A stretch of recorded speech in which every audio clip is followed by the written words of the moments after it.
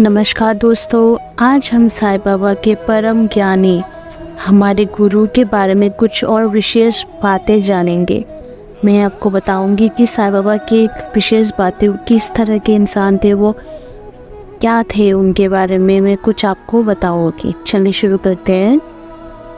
ब्रह्मांड दृष्टि से श्री साईं बाबा 3.5 हाथ लंबे एक सामान्य पुरुष थे। फर भी प्रत्येक के हृदय में वे विराजमान थे।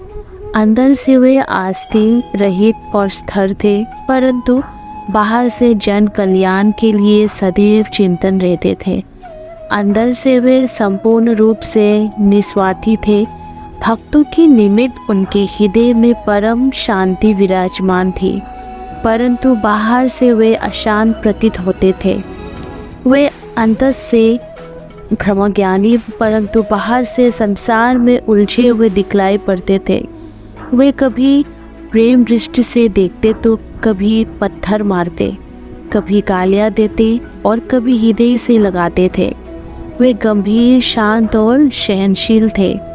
वे सदैव दूर और आत्मलीन रहते थे और अपने भक्तों का सदैव उचित ध्यान रखते थे। वे सदा एक आसन पर ही विराजमान रहते थे। वे कभी यात्रा को नहीं निकलते। उनका दंत एक छोटी सी लकड़ी था जिसे वे सदैव अपने पास संभाल कर रखते थे। विचार शून्य होने के कारण वे शांत थे। उन्होंने कांचन और प्रीति की कभी चिंता नहीं की तथा सदा ही भिक्षावृत्ति द्वारा निर्णय करते रहे। उनका जीवन ही इस प्रकार का था।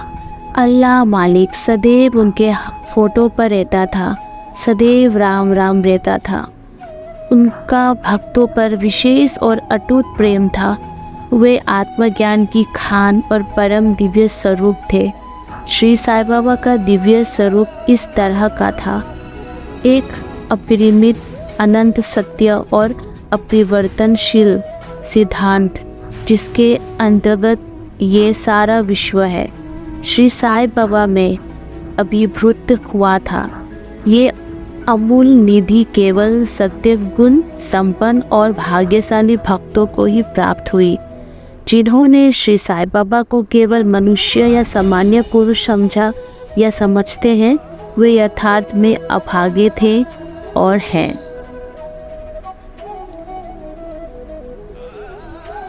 आपको ये साईं बाबा के बारे में जानकारी जान के कैसा लगा, आप मुझे ज़रूर कमेंट सेक्शन में बताइएगा।